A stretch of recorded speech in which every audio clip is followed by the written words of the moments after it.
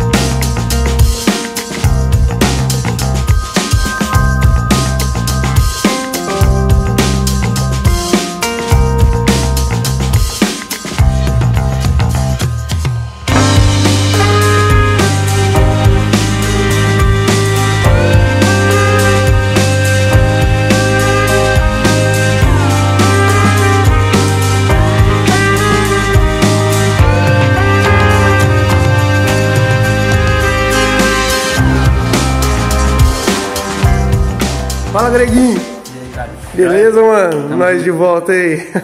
Aí a joinha. Dessa vez, um 83. Fafazinho, esse, igual eu comentei no vídeo passado, esse é o tal patinho feio.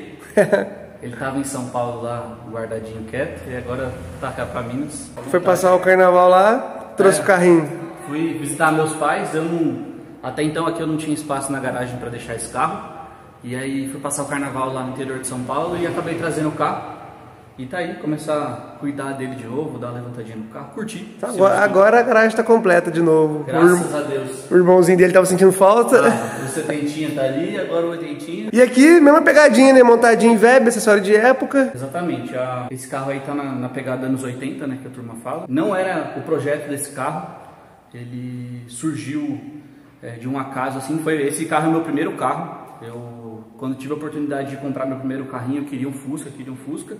E como qualquer moleque, eu acho que gosta de Fusca, pensa década de 50, 60. Com o tempo a gente vendo quão inacessível são esses carros hoje. Realmente, cada vez mais difíceis de conseguir comprar, de conseguir achar. Achar esse tipo de ano bom, assim, estrutura, acabamento, detalhe. E aí eu fiquei por volta de uns 6 meses procurando um década de 60 inteirinho e não achava nada. E aí, comendo os cornos do meu pai para me ajudar, ele falou, vai para um carrinho, para o seu primeiro carro, dá um carrinho mais novinho, procura um década de 80 ou até um Itamar, que seja. Porque era o carrinho que eu ia usar para ir para faculdade, sair com a mulher, que fosse.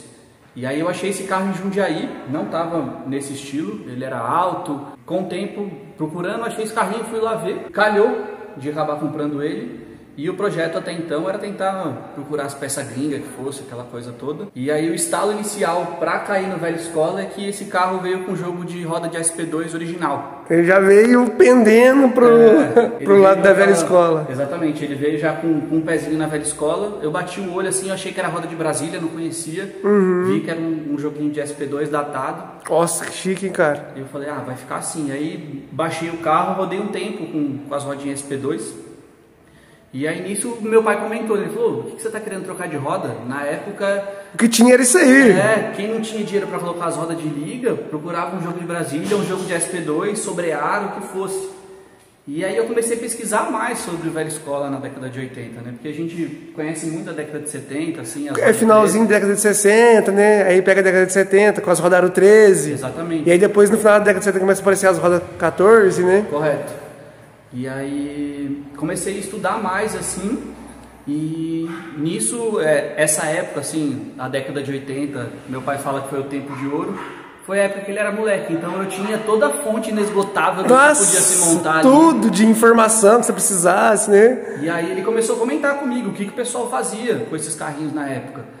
E aí eu até ficava assim, eu falava, porra, meu carro é um Fafá. Ele falava, o que a gente pegava de carro nos anos 70 e botava a lanterna Fafá e foda-se. Teu pai mesmo teve um 62? 64. 64, um Fafá, né? Traveco. E aí comecei a conversar com ele e comecei a buscar as peças que acho que cabiam para esse projeto. E aí, Mas então, Gustavo, esse carro não ia ser Veb, você queria montar ele Volks Porsche, German Luke, alguma coisa dessa pegada aí. Eu queria procurar um jogo de roda gringa que fosse.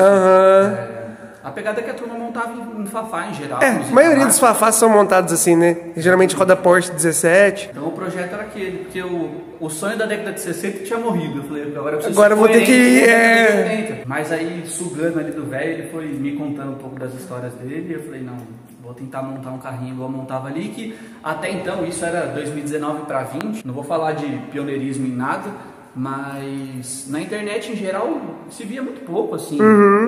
Tinha até um preconceito, né, velho? De pegar um carro montado com roda de época, assim, era até uma coisa, nossa, que esquisito esse carro, tal, não sei o quê. Em geral, um carrinho montado assim, você não acha nada de prateleira. Você tem que começar a garimpar. E aí no meio, muita gente julga, porque, roda velha, roda porosa, roda isso, volante aquilo. Mas eu arrisquei e acabou dando certo. Eu brinco que é o patinho feio, porque ele tinha tudo pra dar errado. E deu certo. Um carrinho deu super certo.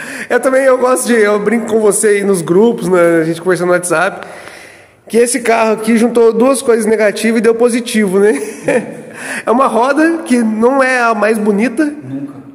E é um carro que, tipo assim, ao meu ver, né, não tem muita graça, é um Fafá branco, tá ligado? Só que você juntou duas coisas, assim, que não tem graça e fez ter graça, né, velho? Colocou sal no negócio, ficou muito chique, cara. Ficou bom. E é um carrinho que, por incrível que pareça, no trânsito, óbvio que os montadão, as pessoas de fora chamam atenção, mas sempre tem um tiozinho que para assim e fala, caramba, onde você arrumou isso? É muito legal, cara, realmente.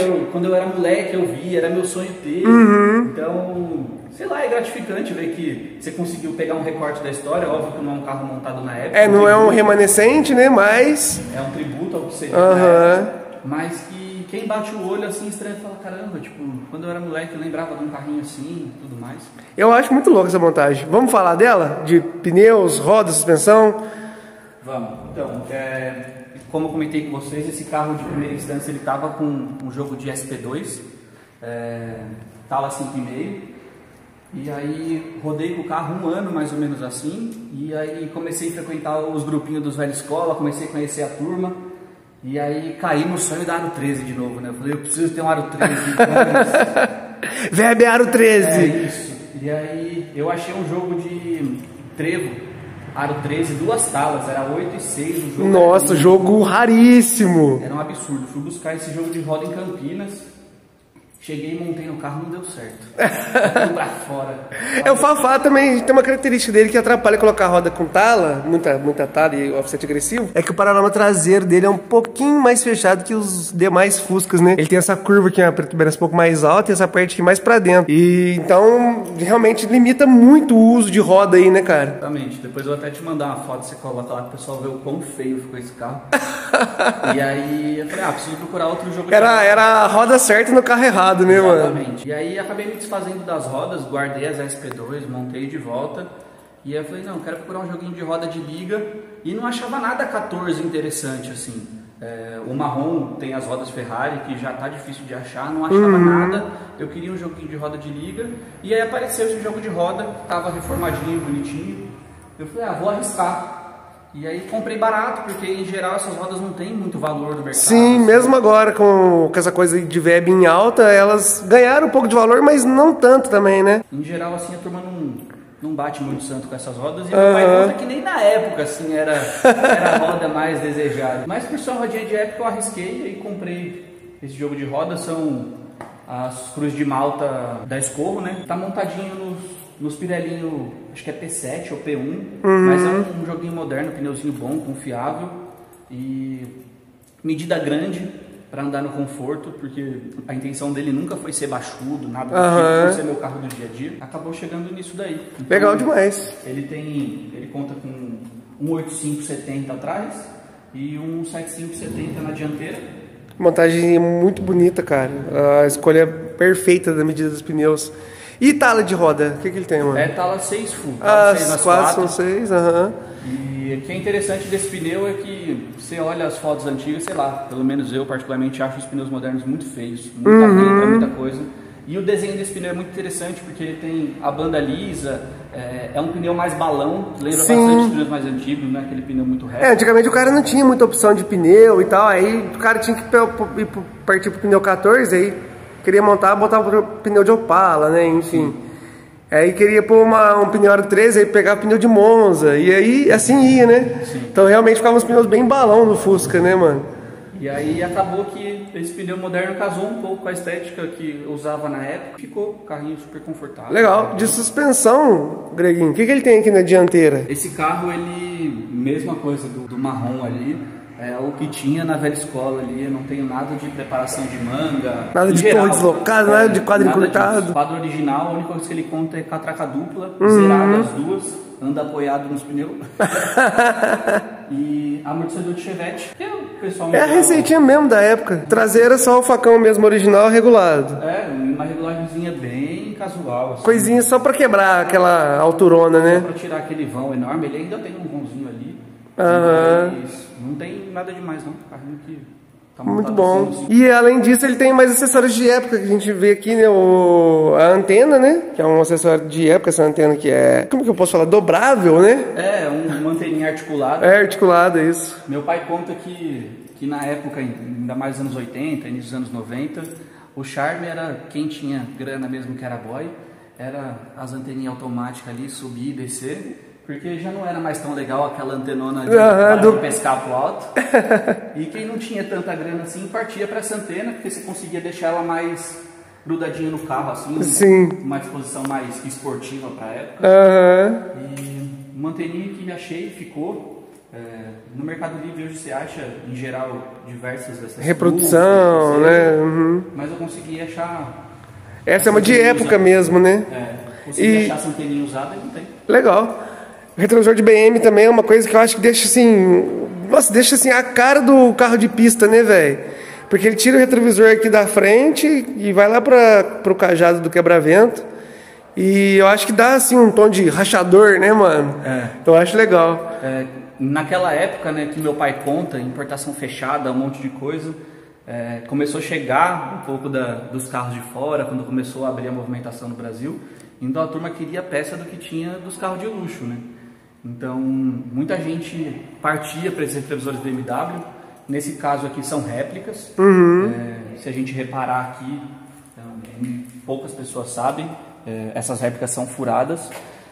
A particularidade desse retrovisor BMW original é que ele era montado em duas peças. Ah, sim. Então você parafusava uma base na porta e depois ele corria por cima desse trilho. Ah, pode crer, mano. Pra não ficar os parafusos. Não tinha parafuso aparente, então, no original. E aí eu conversando com meu pai, falei, pô pai, vamos montar essa réplica feio. Ele falou, não, porque em geral todo mundo usava assim, porque você parava num postinho, parava numa baladinha, você voltava... Nego vinha e roubava o retrovisor. Era só passar a mão. Ele falou, quantas vezes não parei meu carro, tava sem retrovisor, não se vangloriando do ato, mas ele achava outro, arrancava ele e voltava. Às vezes era até o dele mesmo, tá ligado? Então até mesmo na época, então a rapaziada já fazia isso, né? De furar o retrovisor pra não haver esse furto aí, né? Exato, se a gente procurar, acha até no mercado assim, esses retrovisores originais, e boa parte deles já furados. Porque era uma maneira de não roubar, o pessoal já... A galera metia a mão mesmo, né, cara? Em tudo, toca-fita, amplificador. Outra coisa que você tinha falado do original também, que é um detalhezinho, é que o original tem uma borracha aqui, né, entre o espelho e a carcaça dele, né? Exatamente, o original ele saía com uma moldurinha em borracha aqui, e boa parte deles em lente azul. Tanto legal. O charme, todo o glamour desses retrovisores originais hoje é isso, porque ele tem um acabamentinho em borracha, aquela lente azul desejada. Nossa, louco, hein? Mas me atende, porque como eu disse, era o meu primeiro carro, montando com grana curta. Não que eu não goste de peça original, óbvio, a gente sempre procura, mas a intenção era para ficar um carro que ficasse do meu gosto. Bonito e de baixo custo. Exato. Conseguiu. E me atendeu super, assim.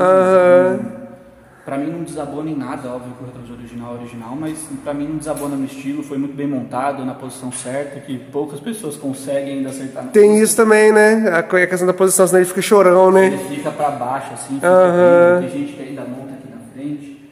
Aí eu pesquisei bastante em material de época, foto antiga, e pra ver a posição que era montada, e aí consegui chegar nisso daí. Realmente. A montagem, rapaziada, então tem que ser feita pra ficar mais bonita, tem que acompanhar essa linha da porta aqui. Às vezes o cara monta ele aqui mais pra cima, a porta faz uma curva pra dentro. E aí esse pezinho vai ficar assim, consequentemente a lente vai ficar pra cima. E aí quando você vai ajeitar a lente pra ela ficar reta, ele acaba ficando chorão aí, né? Ele fica com o semblante caído. E montado dessa forma aqui, ele fica perfeitamente alinhado. Em geral, na interna, esse carro eu não mexi muita coisa. Tanto parte de forro de porta, estofamento de banco, eu já peguei o carrinho assim. Em geral foi muito bem feito, essa parte teve uma manutençãozinha ou outra que a gente percebe, mas preservou muito das características originais para esse tipo de padrão de banco. E aí eu comecei a procurar aqueles detalhezinhos. Então hoje ele conta com, logo de cara, um volante de Passat TS, e era muito comum naquela época. Já casava com a estria. Já era estria fina, né? Exatamente, a partir de 7.7 ali para cima, então já casava com a estria dos volantes do Passat. E aí é muito engraçado porque esses volantes sempre tiveram muito valor de mercado. Até hoje, assim, você vê anunciado é volante de R$1.000, R$2.000 inteiro. E aí eu achei anunciado no Marketplace do Facebook a R$250 esse volante. Velho, mentira. E aí eu chamei, era uma moça, achei que era golpe que fosse. E aí ela falou, não, separei do meu marido, ele largou um jogo de peça aqui e eu tô queimando. Nossa, velho! Esse é aquele famoso meme que a rapaziada fala, né? Procura esposa, brava com o marido. E aí eu mandei duzentão e ela me entregou em casa ainda. Puta, mano, nunca mais. Então é um volante que, particularmente, eu acho muito inteiro, assim.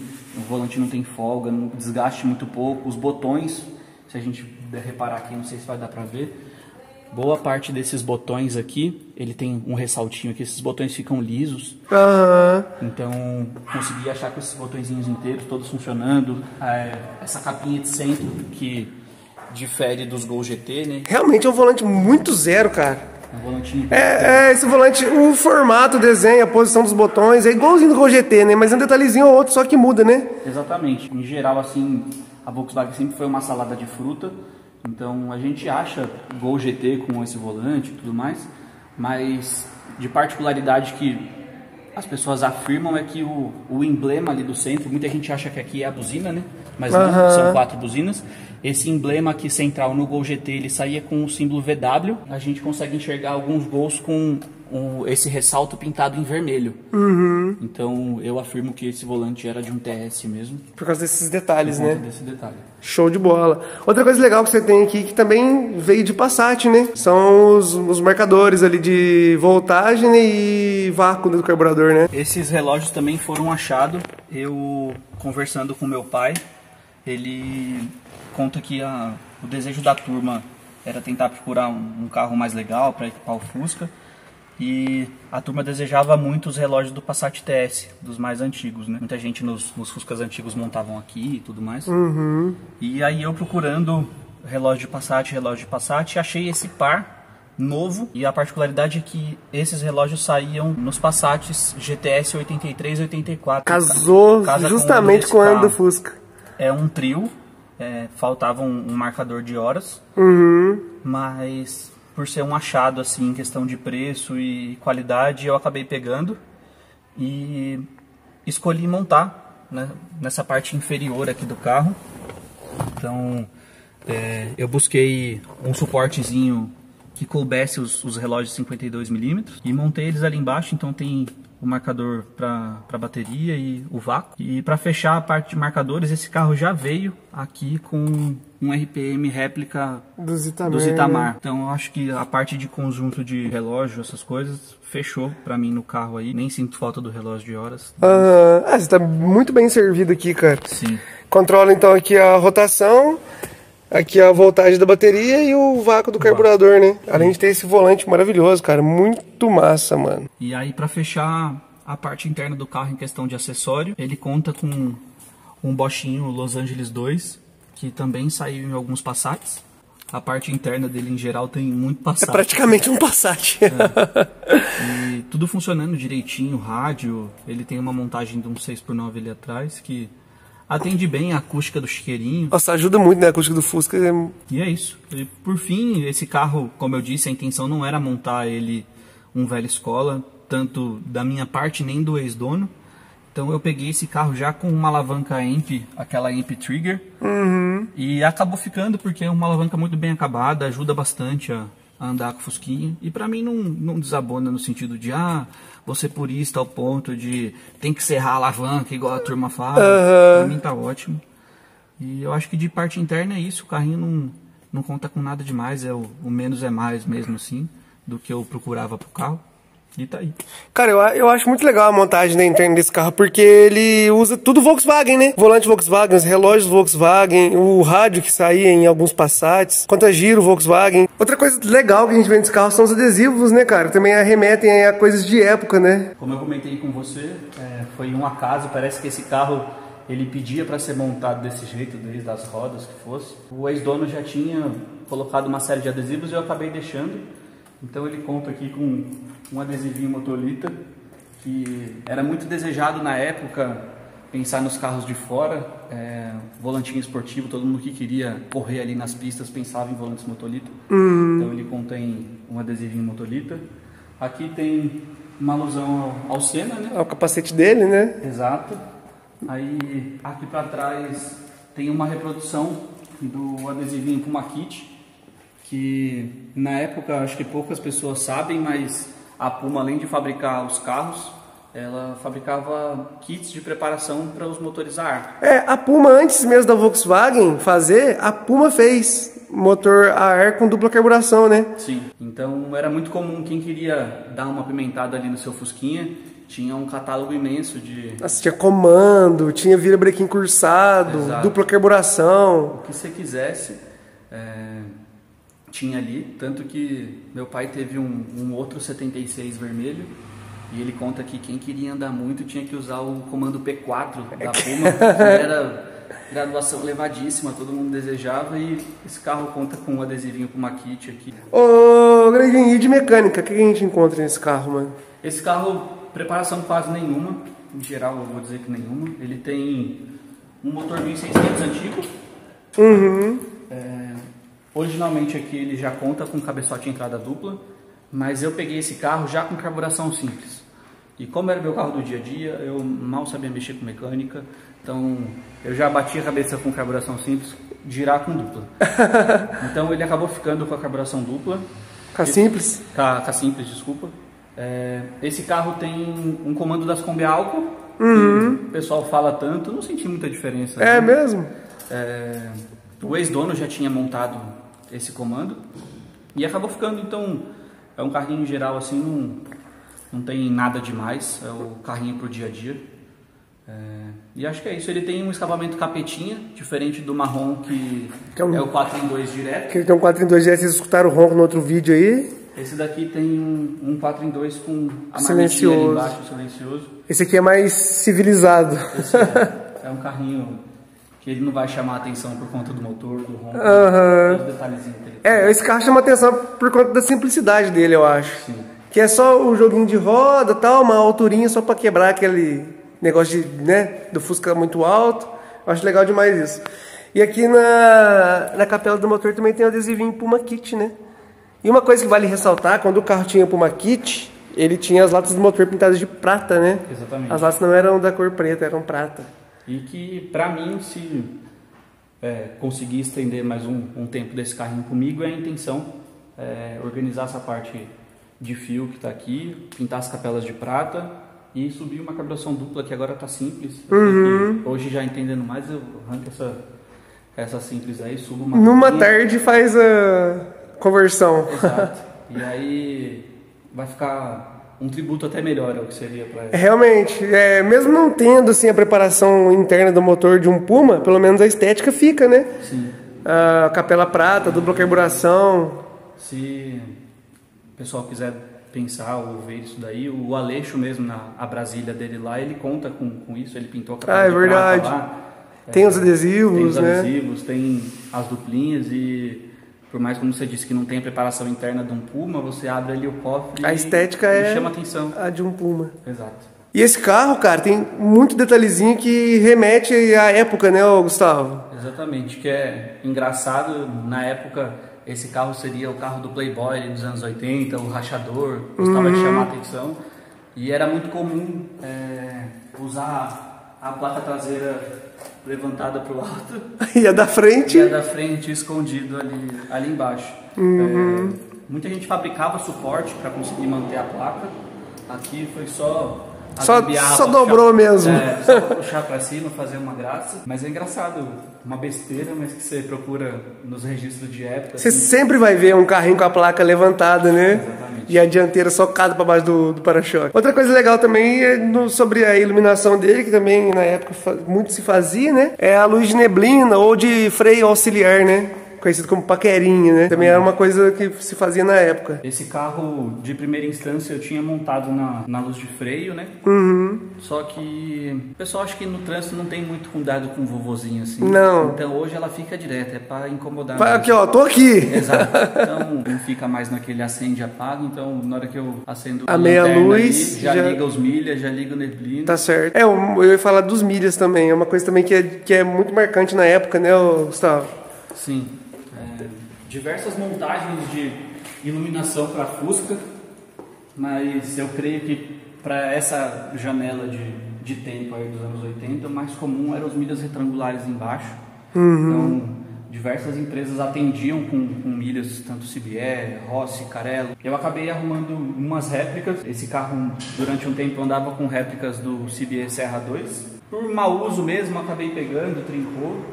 E aí o meu irmão tá montando também um golzinho velha escola e veio no carro montado esse farol de milha. A gente num rolo eu acabei pegando, fiz um suportinho para deixar ele mais embutido no para-choque. Mas era o que era comum, as pessoas chegavam a usar dois de um lado só. Ah, é verdade, teve essa pira aí, né, velho, de colocar dois de um lado só, às vezes dois no meio. Dois no meio, tinha gente que casava com o retangular e os redondos pro alto. Mas esse carro, a estética que eu procurava era isso. Coloquei o borrachão e realmente. de milha. Outra coisa que era muito comum também era tirar as lentes do pisca âmbar e assumir as cristais com a lâmpada laranja, né? Muitas vezes também a seta conjugada, né? Exatamente. É que eu não tive tempo e também não manjo muito de elétrica para fazer troca de soquete, essas coisas, mas era um dos desejos para deixar conjugado ele aceso inteiro. Mas de primeira instância atende aí, fica bonito porque fica mais discreto e na hora que você dá a seta também não atrapalha nada no ponto, dá para ver tudo direitinho.